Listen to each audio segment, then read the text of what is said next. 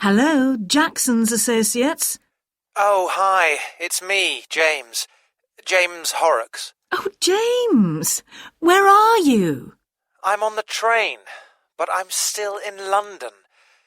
There's been a long delay and I'm going to be very late, so I'm going to have to reschedule my morning. Could you deal with it all for me? Sure.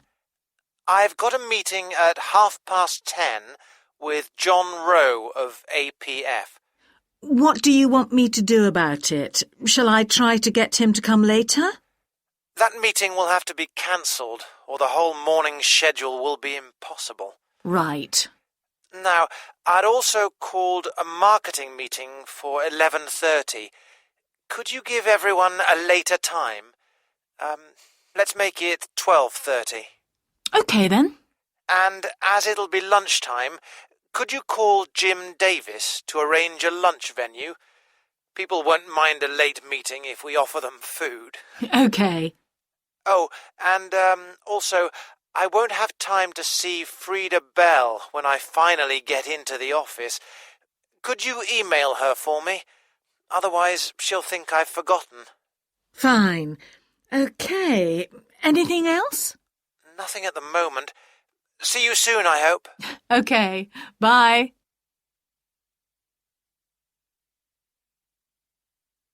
Hello, John. It's Christine. I've just looked through the revised slides for your presentation, and they're now much better. I've got a couple of general comments. You thought there might be too many slides. I don't think that's a problem, though several would be improved if you replaced the statistics. A few words would be easier to take in. Then, don't the slides strike you as looking rather dull and predictable? The content is fine, but the design needs some variety. Maybe adding a few animations would help. And two quite specific points. Something seems to have gone wrong in slide 3. The graph is fine, but I can't make sense of the bar chart. It doesn't bear any relation to what's gone before or after. And finally, I remember we discussed the grammar mistake you had in slide 6, and you've dealt with that. But if you have another look, I'm sure you'll notice the spelling error that's crept in. Okay, once you've dealt with that, it'll be fine. Goodbye.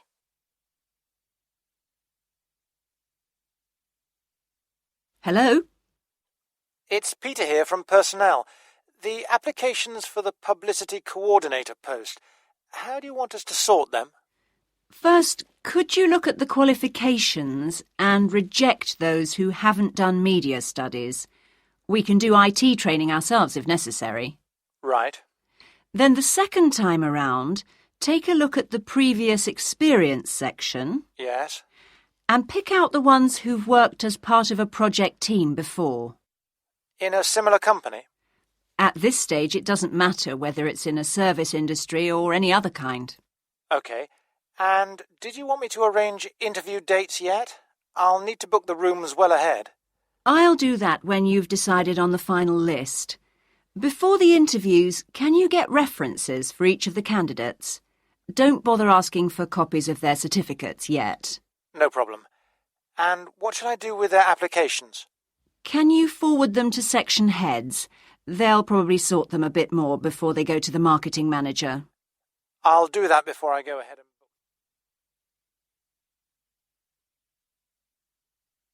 13.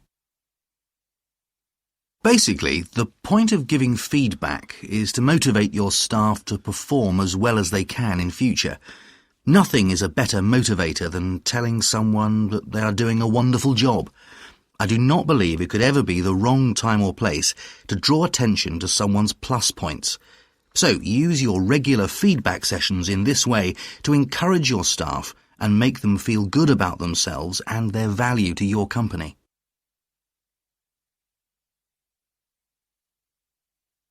(14) When I started organizing feedback sessions for my staff, I made the mistake of not letting them have their say. Although I'd criticize their performance tactfully and I knew I had to do so immediately and in an appropriate place, I've now learned that it's sensible to allow them time to reflect. You can then agree to meet again at a later date if necessary. That means you've both had time to consider the implications of what's been said.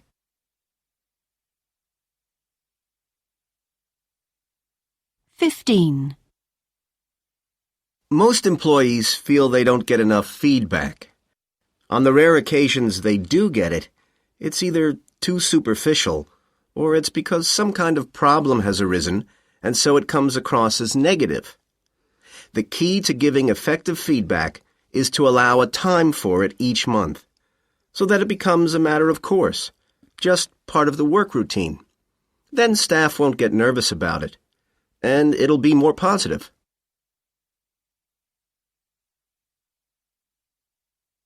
"16.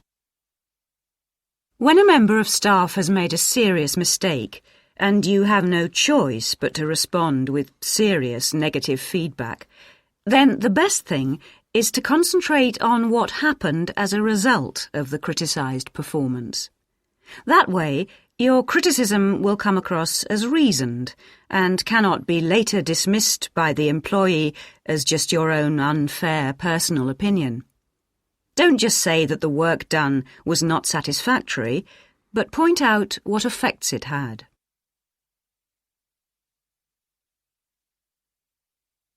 17. Sometimes, when I was on the receiving end, I'd come out of feedback sessions with my boss wondering what on earth he'd been talking about. As a result, I always open sessions with my employee by saying something like, "I wanted to talk to you about the report you wrote yesterday." I do this even when I'm responding on the spot to something that has just happened. It means we're both starting from the same point. 18. I had really enjoyed working for my last company. I felt that I was really being given lots of different challenges, especially in developing new products. But in the end, I felt they asked too much of me. I never seemed to have any time at home, and I felt I had to look around for another post. It was clear that this job would be much more manageable.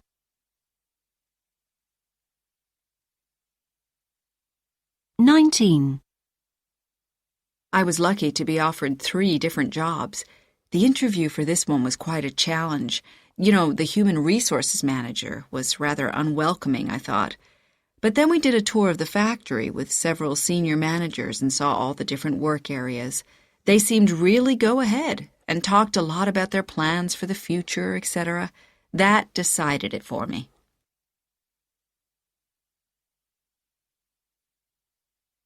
20. I really liked where I used to work because it was an extremely pleasant environment and I didn't have to commute any distance, unlike where I am now. But the thing was, I couldn't see myself being sufficiently challenged in the long run at my last place, whereas it was obvious in this current job description that if I stuck at the work, I could move up the company, and that's what I really wanted.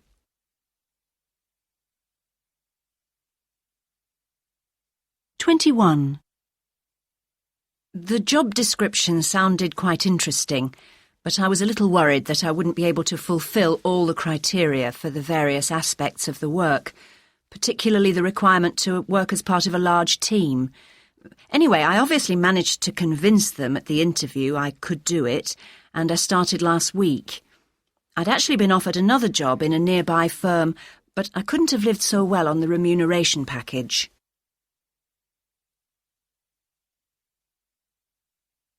22. At my last place, I just didn't feel the environment was dynamic enough. I didn't feel I was going to be able to get ahead. I'm not so much interested in getting a higher or better paid position, or at least not yet, but I wanted my skills to be built up through a development program. It was obvious at the interview that this company was very good in this respect.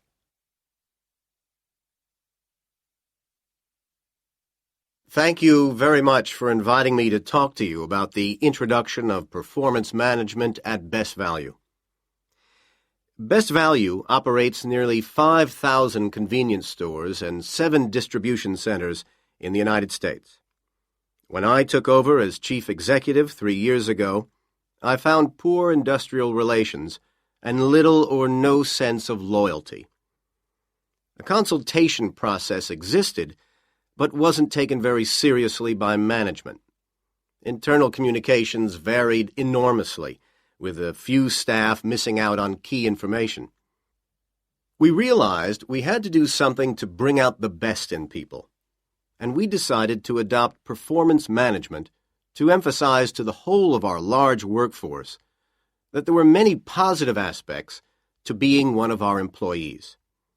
If staff could develop a sense of fulfillment in their working days, we believed it would both benefit them and be fundamental to the success of the rapid expansion we planned.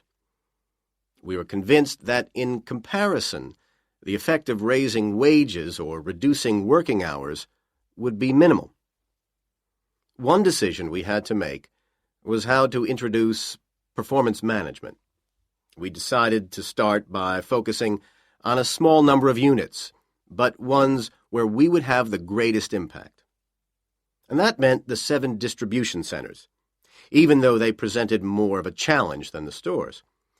We felt that if we succeeded in raising morale there, it would have a knock-on effect on the stores. So what is performance management? It's a systematic, data-based approach to managing people, identifying the specific behaviors that we need from our staff, and reinforcing those behaviors through recognition and reward. One of our first tasks was to identify the key behaviors needed to carry out the responsibilities of every post. This was the starting point for ensuring that each employee was best placed to use their own specific talents. I'm pleased to say it's working very well. Then we gave every employee a checklist of 10 behaviors they need if they're going to perform their jobs well. Managers and supervisors check each employee's performance at least once a day and give them feedback and symbolic rewards, a variation on the gold star system.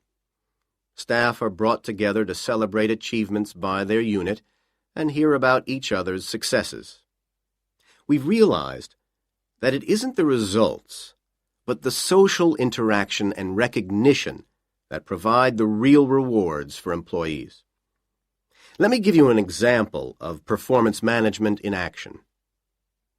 When we replaced our California distribution center with a state-of-the-art facility, we decided to train all its managers in performance management before we took on any new staff.